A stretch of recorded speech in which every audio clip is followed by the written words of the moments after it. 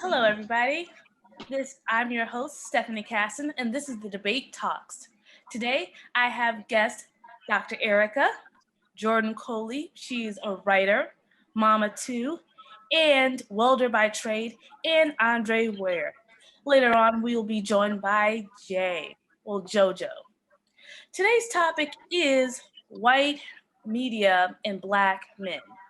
So I'm going to start off the show by asking a few questions, and then we'll do an overview of comparing and contrasting.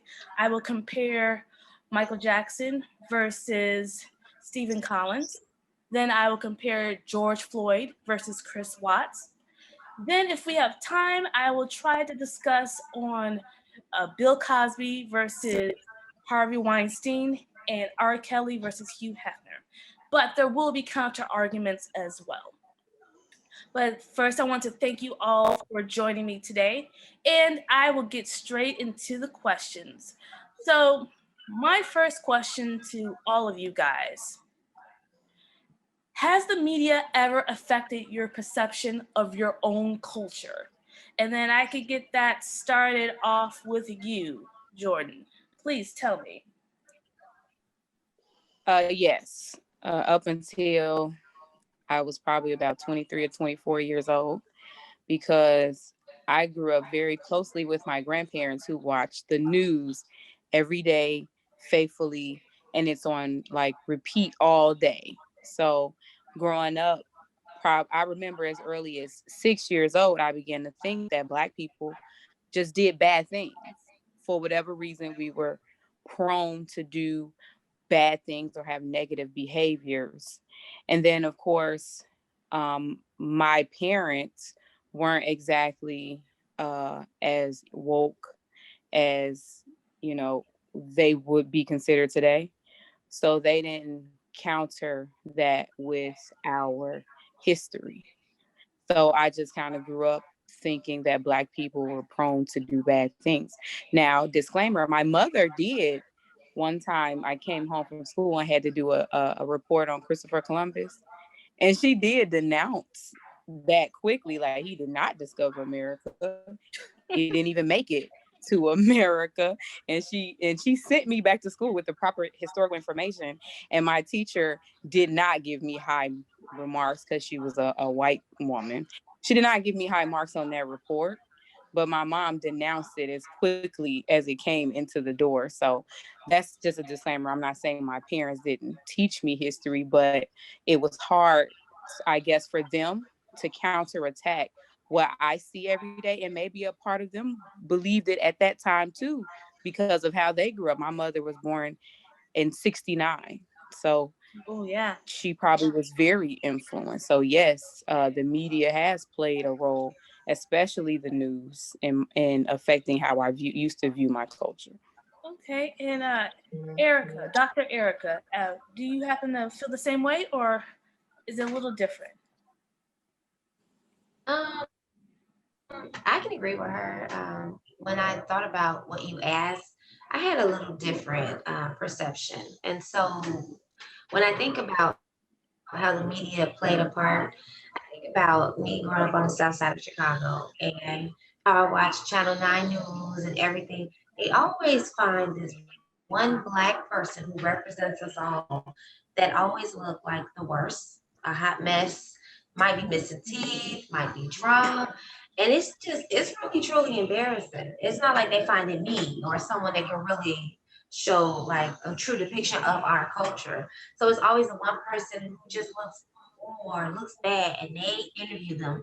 They never pick like a Caucasian individual who looks like that.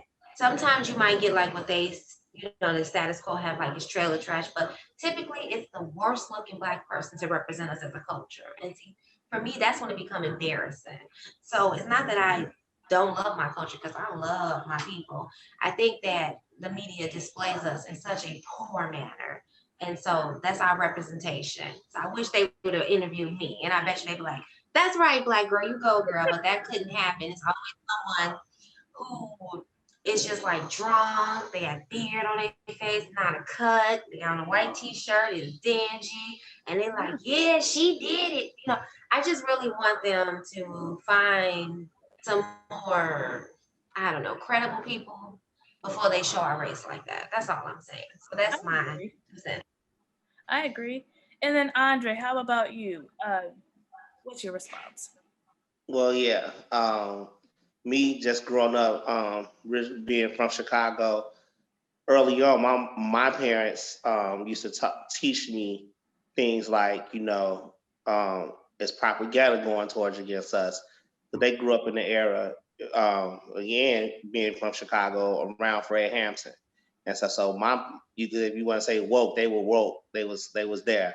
I think my mom now was 65, so I had that early upbringing of knowing how the media paints us early on, because we don't control our own image, and that was one of the things they explained to me. I grew up in what probably was considered the rough project in Cabrini Green, um, and I've seen these things, but I grew up around people that they wasn't all as bad as the media depict them and stuff like that. So it's like I had that understanding early on. It didn't really affect me. I just know how slanted it is. I read between the lines in the media.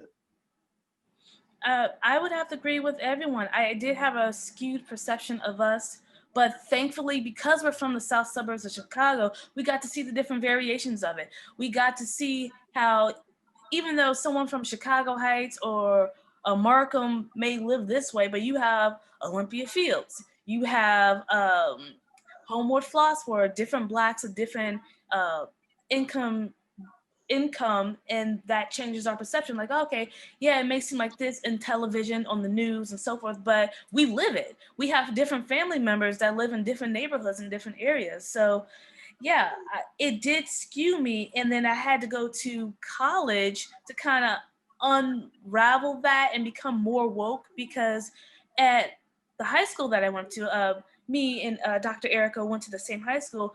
Yes, they offered African American studies, but it wasn't a requirement. So yes, we had Black History Month, but it was like random facts. We weren't as woke as we could be because the curriculum focused mostly on European history. So even being from a Black school, we didn't get everything that we could be, and to counter that narrative. Now, the next question that I have for you guys is, if you weren't Black, what would you think of Black men? I could start off with Andre. If you weren't a Black person, what would you think of Black men? Whether it's from news, music, television, so forth. I don't know. I guess that's a little hard for me to answer because I am giving a black man, but it's just just certain conversations I have with some of my peers, coworkers that would happen to be white and stuff, and it just like I take a look at and observe people like when we watch the sports, for example, and I can look at seeing like how excited and how amazed they get at seeing certain feats and stuff, and that we do, and it's like some of them look like at us like we're like supermen or superheroes and stuff like that.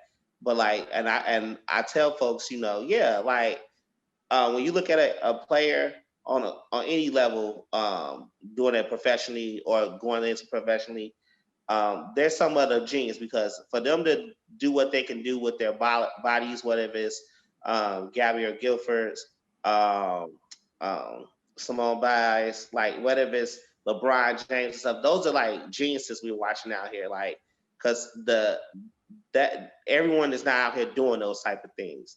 Like I always say, like you take the best at some and we're better than them. I don't want to sound like superior or anything like that, but physically and stuff, you could take the best at what one of they do or anything they do. You take our best, and I'm putting my money on us. So that's what, like I just look at it like not trying to veer away from the question a little bit. Sometimes I feel like they be looking at us in awe and amazement. Like that's just my observation, looking at it, watching them and stuff when I'm around them. Okay.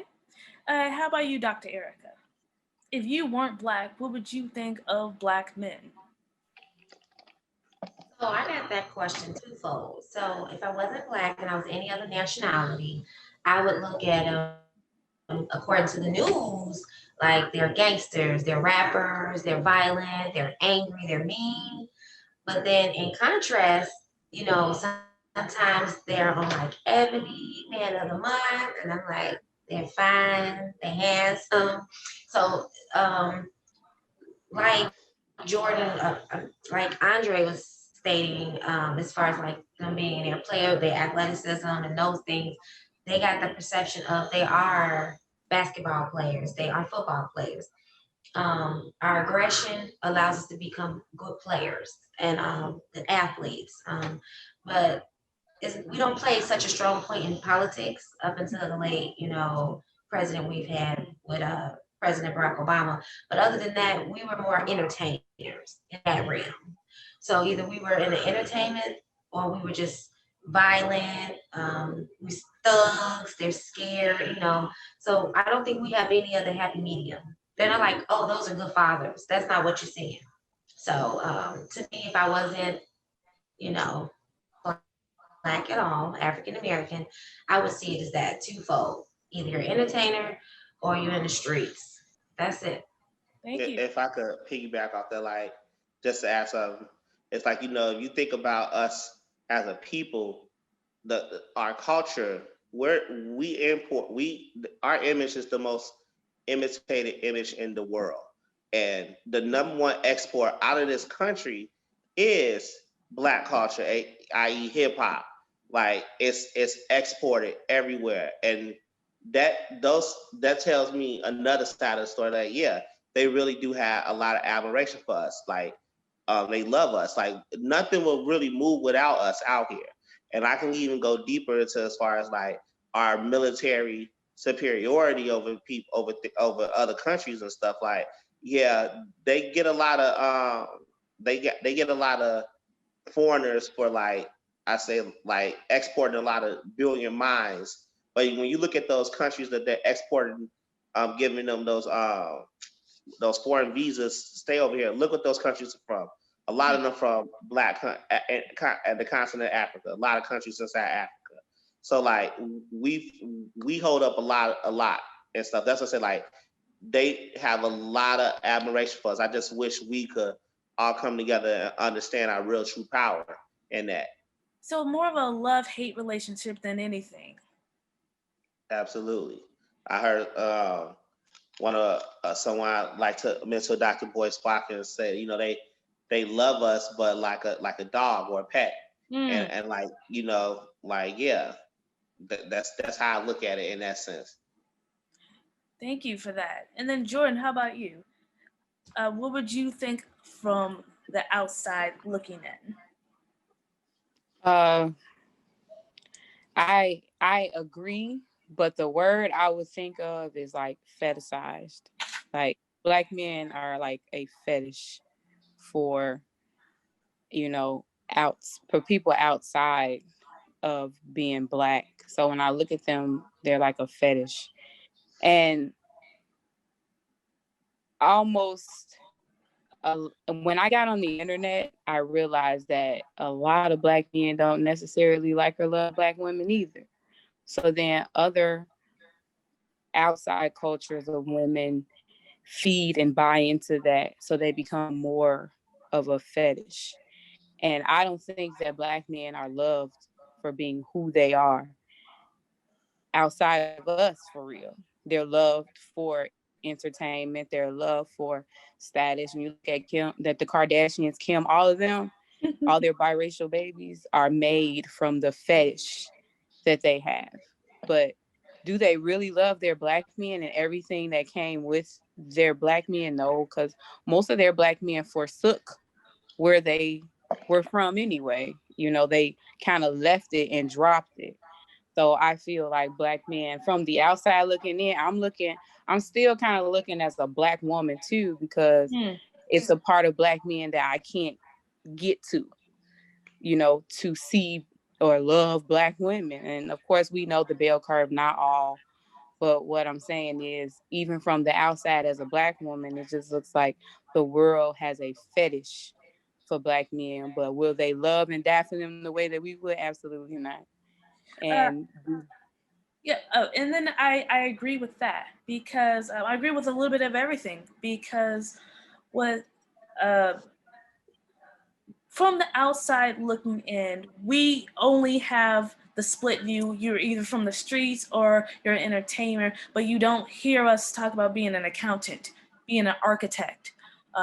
Sure, politicians, but even then, we aren't the best at politicians because with Obama, he did this, or he did that, or whatever. Not business owners and so forth. So there's that division coming in. And it's like, okay, he's good looking, and love will be amazing. However, I still want to teach my own culture to our biracial kids. And now we could get that into a different topic, but if I was Hispanic, Asian, like, yeah, I love him, but I'm not going to teach him about a Black culture. I'm going to teach him about my own culture. So there's that element as well.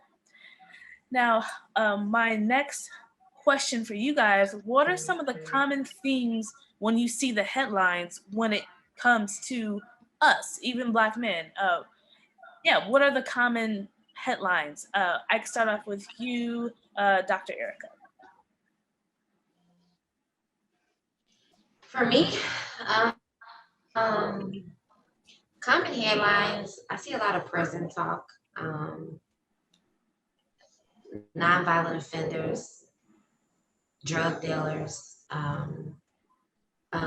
just violence a lot.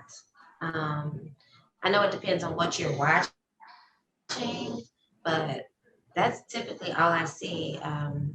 Just bad news. I don't see more good news than I do bad news.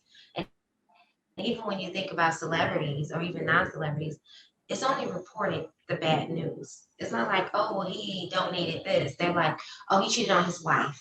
Yeah. Or he did this. They don't want to report the news. When it comes to Black men, or you look at Dwayne Wade and he's doing the best he can do, I guess, with his son. I don't know that whole situation. But they're not saying how he's trying to comfort a child who might be at home uncomforted. They're too busy bashing him for also having his nails polished. All I'm saying is, whatever people do, I mean, I haven't had, basically, I have 3 children, and I haven't had any of those issues. But when all the media is gone, he has a child that is uncomforted. So what are we supposed to do? We're supposed to not love our child. So I think what they're trying to do is just comfort the child, because suicide is big. And you would want them to be comfortable in their own skin. And I would rather polish my nails and make my child comfortable than let my child commit suicide and have a silo. So for me, I feel like we just get bashed for everything. It doesn't matter what it is. If they're cheating, if they're violent, whatever the bad news is, that's what I see in common trends. Nothing good. I haven't heard about anything good except for a few things that maybe Jay-Z did recently with donating and clearing out Rockefeller balance and those things. But even he too got some bad press. Yeah. Okay, and how about you, Jordan? What are some common things that you see when it comes to the headlines? Mostly anything that they could find in the past that's negative. Because like Dr. Erica said, even with Jay-Z, like one of the headlines about him was former drug dealer did blah, blah, blah. And it's like, Jay-Z sold drugs in the 80s. That's even before I was born. I was born in 1990. So who brings that up? Never was he convicted or arrested or anything concerning drugs. So it's always whatever you can dig up in the past. With Trayvon Martin, he had THC in the system. And what 17-year-old boy wouldn't? Right. So it's like every time it's something in the past to kind of just taint it a little, even if it's minute, just they want to taint it, they can, because even with being positive, there has to be something negative about it to tarnish whatever good thing they may have done, or if they're innocent. In Trayvon Martin's case, he was completely innocent in his situation, so then they want to say he smoked weed, and weed is now legal in a lot of states. So and I feel, yeah, and they're making money off of it. While Right? people Go are ahead, still Dre. incarcerated. Why are people still locked up? Exactly. Yeah, I didn't mean to cut you off, but right, exactly. No, it's fine. Yeah. But Dre, go ahead. So, Tell us your what have you seen? Well, it's a lot of speaking generality, like it's propaganda and we don't. They control the message. So like, let's look at George Floyd. Like before they even knew, like when you see the video of how horribly they did the man, choked him out and everything. Then boom, what come out? They'd say this man was a porn star or something like that. But like, what does that have to do with anything? And then you look at like what's going on with like the Epstein case. Like a lot of mainstream media ain't probably really been putting a lot of that stuff out here. And then I'm following this because I following it for other deeper reasons and stuff, because there's a lot of stuff that's going on, and it's a cover up because this guy had his own private island connected to the shakers and movers of this world, like, and they all attended this island. Some from our favorite artists on to movie stars and stuff, but that stuff don't really get talked about, and it's like, why does it not get talked about? It's a lot of things that they do. So this is just when I see things like they try to throw quick up to pull up someone's past. It's like this is just a little person. It's horrible that what happened to him and stuff, but what's going on over here? And like, it's always a distraction. When something, I always look for the bait and switch. Like they put some juicy piece of meat out here for everyone to fight over, and then while they doing something else over here that's real bad. And that's why I try to pay attention to. But yeah, those narratives, what they paint it goes down to besmirch the character of the victim, especially if they're a Black man or a Black woman, minority, people of color mainly, because like I said, we don't control our own media form, so we don't really have a say-so over this. And I remember Byron Allen was talking about this with his court case about it, and he posed one of his business buddies who happened to be white a good question. He said, "Would you feel comfortable with me controlling the image of how your 12-year-old daughter is being presented?" And he said, "No." He's like, "No, not at all." He said, "So why would you think we would too either?"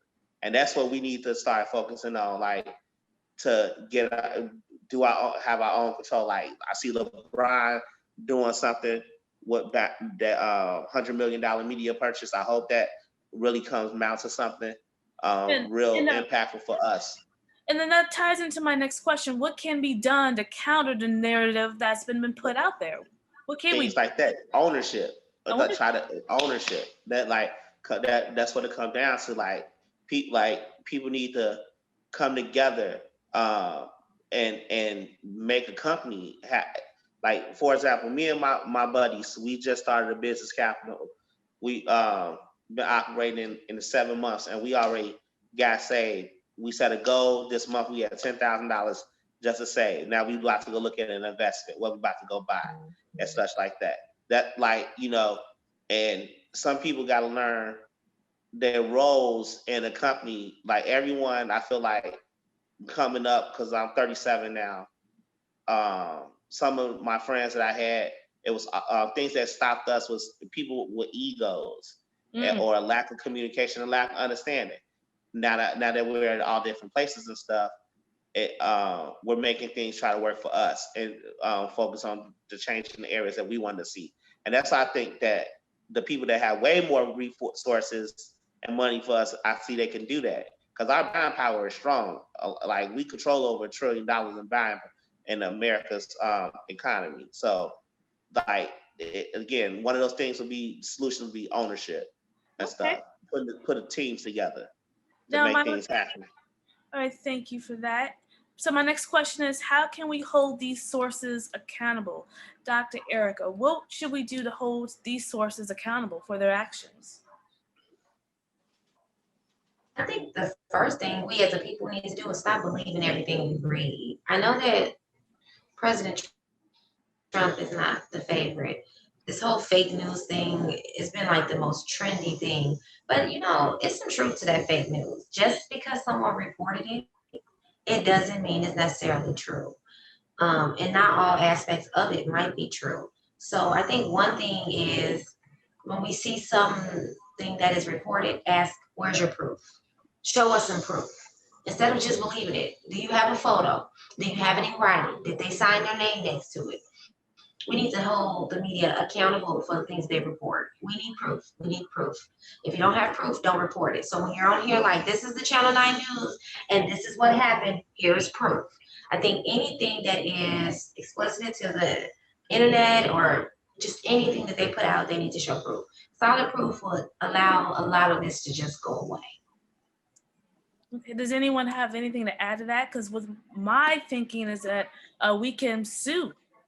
We never talk about lawsuits and everything. Well, lawsuits are expensive, so if the people go come to that, that's something that's gonna have to come from the money is the biggest issue with lawsuits.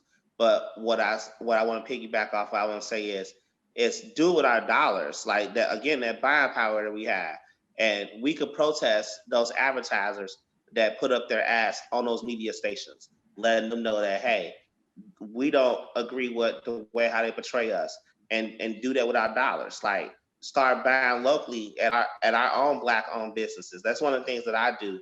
Well, I try to go out my way because I come more conscious now of buying Black, even if I might have to pay a little bit extra for it. And everyone had their price point now. I'm not saying it's certain things that's reasonable out here and stuff. I'm always helping my people out, but I do understand how hard it is to have a business. So that's why I'm saying like, do it with your dollars like that. So it could be from again, protesting those media companies, those advertising companies, write to them. Hey, don't buy those products. That shows, because just like the people don't fail to realize that they don't tell us this. The bus boycott back in the day, that shit really worked. Like they were upset about that, and that boycott, I think went on for some some years, if I'm not mistaken. Like, so our dollars to go a long way in this country. That's one of the things I would say. Yeah, so you're not just, one time or one day. It needs to be a length of time, if forever, and then start our own. Absolutely. So it could be a permanent shift onto it. Now, Absolutely. I want to get to the main topic of Michael Jackson versus Stephen Collins.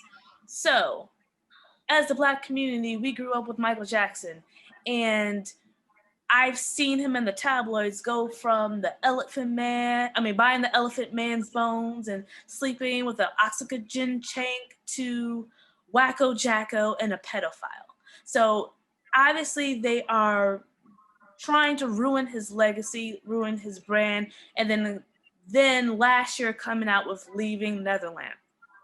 I want to show a quick clip of something that counters that, because Stephen Collins, if you know Stephen Collins, he's the father from Seventh Heaven. He admitted to the fact that he was a pedophile. So I'm going to show a clip of not only he admitted it, saying how many people it was. So give me 1 second and pay attention to the language that he uses when stating that. All right.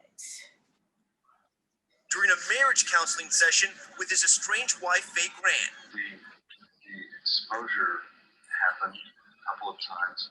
What happened? You told me once. No, I said on the list it happened several times. There were like 3 incidents over about 3 years. Following the October release of the tape, Collins had lost acting jobs, and the show that made him famous has been pulled from syndication. Now, for the first time on television, he's breaking his silence. Tell us what happened. Well, in 1973, there were 2 occasions when I exposed myself to this young woman. In an exclusive new interview with Yahoo Global anchor Katie Couric. So I just want to give you like a quick little snippet of that. But as you can see, the last thing he said is there was 2 occasions where I exposed myself to a young woman. The girl was 13 and he was 25. And when there's an interview with her and she was like, well, he said it was actually 3 times. And there was other women as well. That goes further on the interview. But from you guys' perception, when you heard about this, or if you heard about this, what did you think? And do you think he got a really bad reputation after this, like how Michael Jackson did? So let me start off with you, Jordan. When you first heard this, what did you think? And do you think the media attacked him the same way as they did Michael Jackson?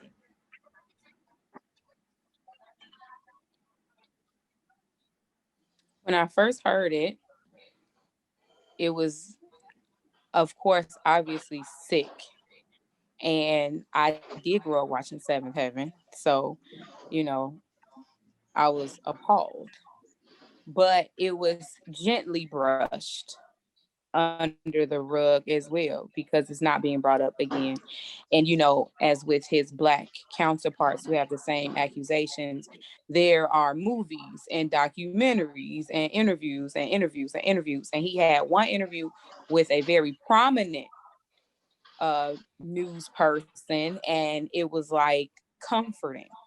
I exposed myself. And then they called her, like you said, a young woman. So it was sick. And no, he did not get his just desserts for that, because that's not a slap on the wrist. And there is no longer a statute of limitations for it. So I don't understand how he even, well, I understand how he got by, but he shouldn't have. And as they treated it with Michael Jackson, again, documentaries, it's still being talked about. And then they dug it back up with Michael Jackson. And I'm not saying that if, in fact, MJ was this person that they say, I'm not saying it shouldn't have been talked about, because I, for one, believe victims until I'm not supposed to believe them. But knowing the history of men and rape and how there were laws where you could even rape and it was okay, I do believe victims immediately until there is no reason to believe them. So I'm not saying MJ shouldn't have been talked about, but I'm saying in comparison, it was very Seventh Heaven guy was very slap on the wrist, pat on the back, rubbed on the back. It's gonna be okay, instead of what Michael Jackson got. And he's deceased. So he wasn't even able to say what he needed to say about it. Exactly. Dr. Erica, what are your thoughts on that? When you first heard about it, did you even hear about it? Did you even hear about this case with Stephen Collins? Not really.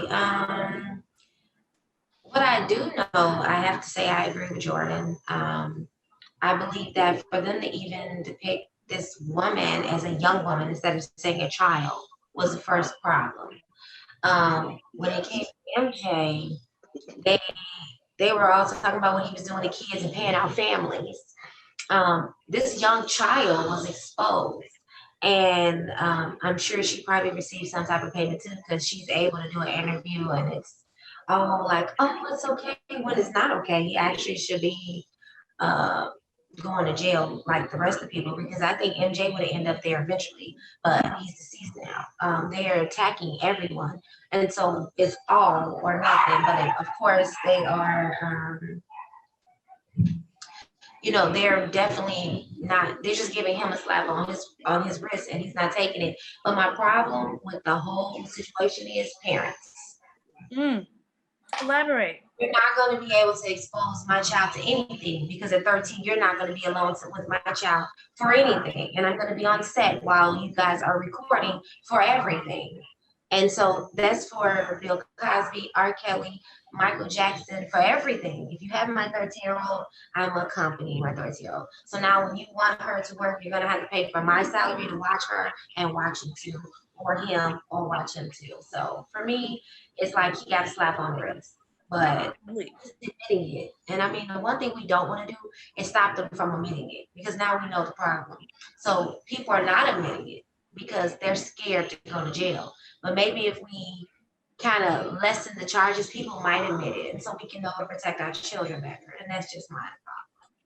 I agree, because even now on set, if you're under a certain age, you have to be accompanied by an adult. That wasn't the case in the 70s and 80s, but with him, that was one girl. There was 3 different girls, multiple incidents. And then later on in the interview, he said he denies that he's a pedophile. He literally said that. He's like, I'm not a pedophile. I'm like, then what definition do you call that? And then it's like, and then when I followed the MJ case, like when this first hit back in the early 90s, they raided his place. The FBI could not find anything. So it's like, wow, you're going off of no proof. And then you have Stephen Collins actually admitting it. And then the funny thing is, if you because this happened a few years ago, this interview happened a few years ago. You research it now, it says he quietly left LA and he got remarried into a town in Iowa. Mm-hmm. So it was like, to oh, a 32-year-old. yeah, to a 32-year-old. So it's like, oh, so okay. And then one news article was like, yeah, he came out unscathed like Kevin Spacey, like all of these Harvey, all these other actors, they got it bad, but he admits it, and they're like, they'll forgive him once he goes to therapy. So Dre, what are your thoughts on that? But so, yeah, with the MJ, first of all, let me start saying I don't believe none of that stuff that they talk about with Michael Jackson at all. Like, I don't believe he touched none of them. And it's been so many interviews and accounts where the people that even did the documentary, the main accusers, recanted their confessions. You got people that's out here on interviews saying that they were paid to say this and besmirch Michael Jackson's name, all because of him owning Sony, his own music rights. People don't understand him owning Sony. He owns a lot of people that fall up under that at the time, like Jay-Z, Beyonce, a lot of artists that's under that umbrella. So that was a whole thing. Why I feel like they went after Mike hard, because Mike was a smart businessman, but they really don't want us to have nothing at that big level unless you've been approved or whatever by certain people that say it to be so. Because again, Mike had a lot of power out here and making a lot of moves. So, and they even debunked leaving Netherlands. So many people debunked exactly. I did a whole big thing, a whole post that's on my Facebook page like probably a year or so ago about how that documentary was just a whole bunch of BS and stuff. Now going to the dude with Seven Heaven, I look at it the same thing like the Subway guy Jared. Like Subway knew about him being a pedophile and stuff. Yeah, they still hired him. It wasn't until it got out big, it started to blow up a little bit. Because mind you, when that came out, that was a little bit like after the Seven Heaven guy, and I feel like that was like at the cusp of the whole supposedly Me Too movement type of deal. That's what allowed him to scave off freely and stuff, because it was early on with other things going on in the media where, okay, like, all right, this dude did just disappear, untouched, nothing like that. But just look at the way how he used the term young woman. Like when you look at the media and stuff, like that guy, it tells me when I see that he was definitely coached up and he's an actor. So I'm not surprised if he had a PR person that tell him say certain keywords to prime the audience mind to have them thinking a certain way. Then when you think a young woman, when you hear that term, you might think, oh, she might be 18, 17, 18. Or a legal age, a legal stature. But you don't think 13-year-old when you say young woman. No, you say that's a teenager. That's you know, like when they was talking about Michael, they was definitely 7-year-old little kid, 9-year-old. They was very specific and very detailed, so they know exactly what they do and how they do it, and to push certain nerves and buttons of people. I want to do this one more topic and then talk about counter arguments. So the next one would be George Floyd versus Chris Watts. I want to show you the beginning of this documentary of Chris Watts. If you don't know anything about Chris Watts, he is the man who killed his whole family. And when I say whole family, I'm talking his pregnant wife and his 2 little girls. And he lied about it up until after he took a polygraph test. And even after the polygraph test, they had to bring his father in for him to confess. And then he even said, okay, well, I didn't kill my little girls. And then he finally confessed to killing his little girls. So I want to show you how, with this documentary, how interesting it is how they want to portray Chris. Give me 1 second. And this Netflix documentary just came out as of last week. So give me a second while it's loading. But with this documentary, it was put together by his wife's text messages and her Facebook clips and everything. But I guess it's still loading right now. But while that's loading, let me ask you guys, when you first heard about Chris Watts and killing his whole family, what did you think initially? I start with you, Jordan, because you're a mother of two. Tell me, what did you think?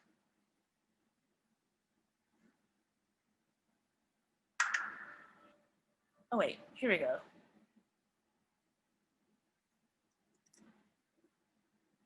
Can you guys see the video? Hey guys. So I just watched it actually last night. And they painted him. Say hi. You want me to keep going? Oh, 1 second. I'm only show a few seconds of this. Can't forget Dieter. You got Dieter. I can see it. Growing up, when Chris and I got married, we moved out here after visiting, fell in love with the area. It's gorgeous in Colorado. Created a life for ourselves out here. Chris found an amazing job that takes care of him. They respect him, which is. See, look, playing with his daughter's hair, smiling. And we love it here. We love your play. Italian cookies today. So I just wanted to show that little clip, but do you see how it's like, oh, okay, everything's perfect and smiling and the great family. They tried to paint him to be loving at first and everything, and then more so overwhelmed. All of a sudden, he just may have been overwhelmed. And then they painted like if he was in need of an intervention in order to come into the truth, and tried their best to make him relatable, you know? And for a second, I fell for it. For a brief second, I was like, man, you know, because children can stress you out. Children can, you know, but it's really not the children. It's more so your life. And then, you know, children are children. But of course, I snapped out of that real quick because I know that I would never slaughter my whole family. And I'm married. And yes, sometimes I do feel the need to take action against my husband. But there is no part of me that actually entertains that thought. And for him to get a pass at that as much into the documentary was making me angry too. Like, I would never get a pass. And this is me being open and raw. I was incarcerated at one point, and I was incarcerated with girls who suffering from PPD harmed or killed their children and their spouses, or who are suffering from a prior abuse from their spouses after having children who killed them. And you know what? None of that was ever brought up in court, that they were abused or had previous trauma as to why they didn't know. They were monsters, they were killers, they were abusers, and they got locked up ineligible to get out. Some got life ineligible for parole. Some got numbers so high they won't ever see the light of day again. And you didn't get it from Chris Watts. You didn't ever see the word monster. You didn't get an interview from his friends or family members or any of that. Mm-hmm. So yeah, he was painted like an overwhelmed person who just was at the brink and he needed help. I was not appreciative of that at all. By the time it ended, I just went to sleep because I was over it. Exactly. And one thing they left out was the fact that he was cheating on his wife. So in the text messages, she'll she'll accuse him like, oh, I think I love you. I think there's something wrong. Are you cheating? He's like, no, I would never cheat that. I love you so much. Whole time he was cheating on his pregnant wife. And it sounded just like that one case a few years ago. I can't even think of the name.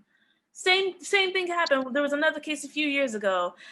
Guy killed his wife, pregnant wife, because he was cheating on her. But Peter, Dr. Erica, what'd you say? I said, was that the Scott Peterson case? Yes, Scott Peterson. Sounds exactly like that. So, Dr. Erica, tell me your thoughts. What do you think when you hear about? Did you even hear about Chris Watts? And when you did, what did you think? Never heard of him either, so that was definitely under the radar. I did get a chance to look it up, and I thought it was really disgusting to me. The part that kills me is when they are cheating, even such as Scott Peterson. When you kill someone and you get caught, then that person you were cheating with, you're not gonna see it either. And I think they forget that part. But everyone, even in the interviews for him, they did paint his picture like super like the nicest husband. And I'm recently divorced, okay? So I see things completely different. Like I went through it, in my own divorce. I even, I kind of kept everything bottled in until I published my book, Independently Foolish. And then when I published my book, that's when I let everybody know. I didn't bash him on the internet or anything, but he was driving me crazy, right? But I never was gonna do murder or anything. You just gotta kind of walk away. So he could have left the children living, and the wife living, and the pregnant woman, and just left her for this new woman. It didn't matter, but it was because she was pregnant, and the other woman probably was hurt by the fact that he's still sleeping with her because they're gonna continue to sleep with whomever is allowing them. So for me, you can't paint him as this great husband. He was a horrible husband. He was cheating on his pregnant wife, and she had two small children. That's not a great husband. That's a terrible husband. And I know that. And I've been married, so I know what one looks like. And that was a terrible husband. You're not a good person. You didn't adhere to your vows. So I don't understand how he got painted this great picture. It had to be something other than skin tone. I don't know. He wasn't a good person. And that's another thing too. It's like, and then he tried to pin the little girl's murder on his wife. He initially said that, oh well, when I came home, I tried to tell her that the relationship was over and that I'm getting a divorce, and then she went in and smothered the two girls. It's like, oh my gosh. So, and then Dre, what are your thoughts on that? Like, did you even hear about Chris Watts? And when you did, like, what was painted? But actually, let's talk about George Floyd. Let's compare what you've heard about George Floyd versus this Chris Watts. Oh, you're on mute. I just seen it. George Floyd had a really good painted picture in the beginning. Then all of a sudden it's, oh, he had counterfeit money and he was on drugs. At first it was, oh, he's a great dad. They got his daughter on his shoulders and they're like this and everybody's offering the girl money and sending her to school and T.I. everybody's coming out. And then as stuff started unraveling, oh, he was on drugs and he was found guilty. He had counterfeit money at the store. He was this. Cheating on his girlfriend and wife. He had a girlfriend, and he was cheating on all of them. Yeah. But even if he was, he didn't kill nobody. Exactly. And then Dre. Oh, I'm sorry. Dre. No, I agree with y'all. Like, I don't.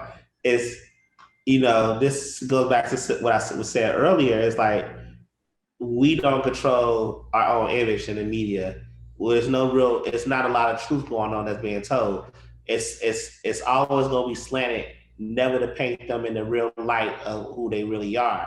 And the manner of type of people they are, like I'm not gonna go get too deep, but like this is who they are. And it was written about these type of people in the Bible. So, but yeah, like I'm not shocked at how a lot of this stuff plays out, and especially how the media uses it to split up good people and drive certain pressure points to making people outraged and go do something stupid outside and stuff like that. So like I'm just mindful of of the amount of news I watch, what I watch.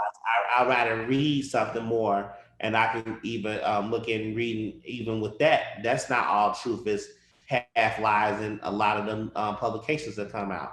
But I'm the type of person that I verify and check, and I look at legal documents. And even then, they could paint the picture how they want to, but over time, I tell people the more and more you do it, you'll be able to see, and the more and more you get into the truth of the word, you'll see that these devices that they use to how they tear us down and paint themselves up and to highlight when they're doing unspeakable things, and it's throughout history they change one horrific word and put a different name on it just so they could make it look good and less bad. And it still doesn't take take away how horrific it is, the act you did do. So yeah, I'm not shocked. Yeah, and then the last comment I want to say about that before we go into counter arguments for the last few minutes, it's interesting how they could commit white collar crimes and something positive can come out of it, because what was it, Jordan Belfort? He, committed this white collar crime, and then The Wolf of Wall Street comes out. The biggest Ponzi scheme in the world, Bernie Madoff, and then he had a movie come out like 2 years ago. That movie got nominated for Oscars. It got nominated for Emmys, and it's like, okay, there's actual criminals that happen, but they're being rewarded for it. And then so now let's get into counter arguments. Now, one of the counter argument is, people are going to say, people can distinguish between an individual and what's being reported. We aren't making things up. We're just reporting what can be found. And then another argument would be there are more Black journalists now that can counter that argument. And then there's even bad press is good press. And then one of the biggest one is without the press, George Floyd's case wouldn't have gotten so much traction. Because of that, the outrage went nationwide. So what are your thoughts on some of those arguments, besides the fact that we can't stifle them because of the First Amendment? Like, what are you guys' overall thoughts on that? I'll start off with you, Jordan.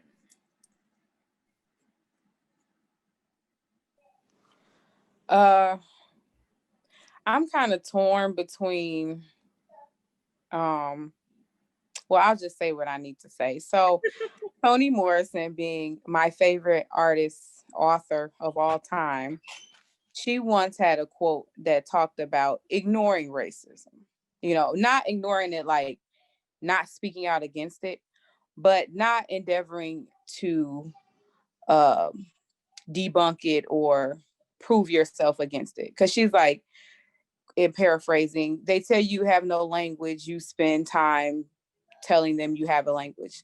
They say you have no kingdoms, you spend time digging up kingdoms, and you're losing time away from who you really are. So a part of me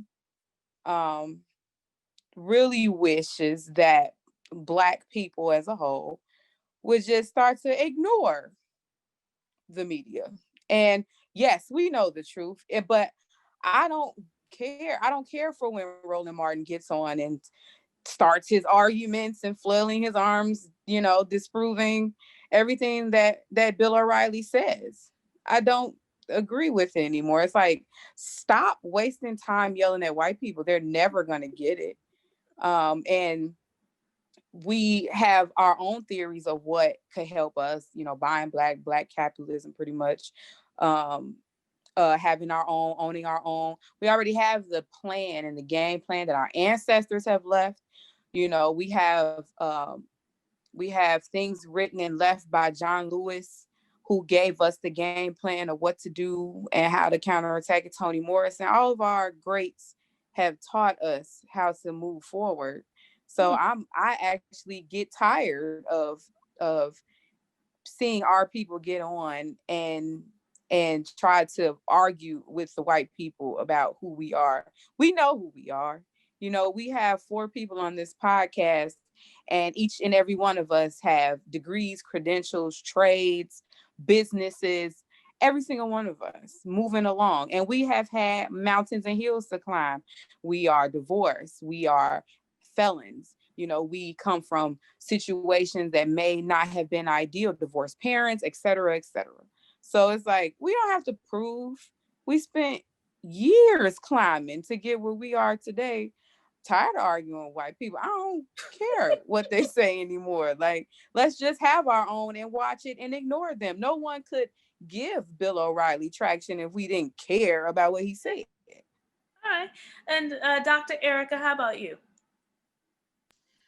Okay, so I agree with Jordan again. I'm also tired of proving points, but what I would say is, with some of the counter arguments, one of the ones that was true was the one about George Floyd.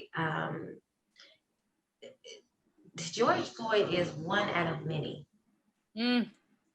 So the press did give light to what we deal with every day. Every day someone is getting killed, especially in Chicago, especially off the expressway. I-57 is like a target. 94. I mean, we deal with this every day. In the midst of my divorce, I relocated secretly into an apartment. I didn't want anybody to know where I was living at. And right outside my window was a 2-year-old shot in the head. And I heard the mother like, breathe, baby, breathe. Everybody was scared and we were trying to run away. The point is that didn't really make it to no news. That was a 2-year-old. She is outside playing in the same grass as my children. And so what I'm saying is, the press is worried about the wrong stuff. They want to report, but don't want to repair. So quit reporting if you have nothing as a suggestion. Come back with something more. And as far as what Jordan said, like, we have businesses and I'm busy. I'm too busy to even deal with half of this stuff. And it is true. I'm not looking for any accolades, but I work every day. I also have a business, running a semi truck, and I'm writing books, and I'm doing so much. I don't have time to be paying attention to what they're doing because they're getting paid because we're paying them attention. If we stop paying them attention and start paying attention to our own culture, we'll do better. But the one thing our culture got to remember is customer service. Quit overcharging. I understand, like Dre said, he'd pay a little bit more. Why should we have to? Meet them at their next, like they're meeting us. They're charging less, so we're still dealing with them. Why do we have to make that extra $1 just because we're Black and we got to make it this hard around here? Meet at the level they're meeting. If they got it for 99 cents, we got it at 98. We're not thinking we're making it $1.99. No, because the person that you're trying to help is the person who don't have it. So yes, Dre would rather pay that extra dollar, but what if I didn't have that extra dollar to give? Now they won at this 99 cent yet once again. So we got to remember customer service, because sometimes I don't want to deal with my own kind. Because if I'm trying to get something done as a contract, they stiffen me, trying to extra. They need this. Oh, this is what it is. No, we have to stop doing it to each other. I'm all for supporting Black businesses, but we need some of that customer service and that honesty to kick in, because we're struggling as a culture, so we're not able to pick it up because of that. And I appreciate for that. And then Dre, we have 1 minute left. You can wrap us all up on that. What are your thoughts? I agree with y'all. Like Jordan was saying, we know our plans. It's things that's written that's even before before we came here, that we could follow that plan and make it happen. Like one of the things that for me personally, I'm getting into the actual word of God. I'm starting to see how a lot of these things is what's going on today's day was written that it was going to happen in this way. So, because one of the questions I had growing up always was like, why white people hate us? Like, why do they do us this way? And then when you go read Deuteronomy 28, you see that, okay, it's a reason why. It's curses in here. Then you go look at the story of Esau and Jacob, then you start to see, this is who they are. This is the manner of people, how they're gonna treat us. Because like a lot of people don't talk about this, but this is captivity for us. And I'm not trying to go get too deep, but where we are, this is not our own land. None of this. And these facts that I'm saying, what I read in the Bible, gives me answers to what's going on today and how things are playing out. And it's sad, but it is a light. It is a reckoning that will be coming. And my own advice to people is, seek the knowledge for yourself. Whatever research. I implore you to do the research. Take the time out while, I don't know if y'all are working from home, like myself, or like I'm sometime on the road, but take what little time you got and really devote it to getting into this word and seeing what it says, and make the choice for yourself. That's what I want to leave y'all with on that. And then I do appreciate it. I want to thank every single one of you for taking the time out of your busy schedules to do today's episodes. You're more than welcome to come back for any other episodes. I film on Sundays. We air on Thursdays. And then if you guys have any other questions, you guys have a good Sunday. You guys take care. Bye. See you. Nice to meet everyone. It's only entertainment.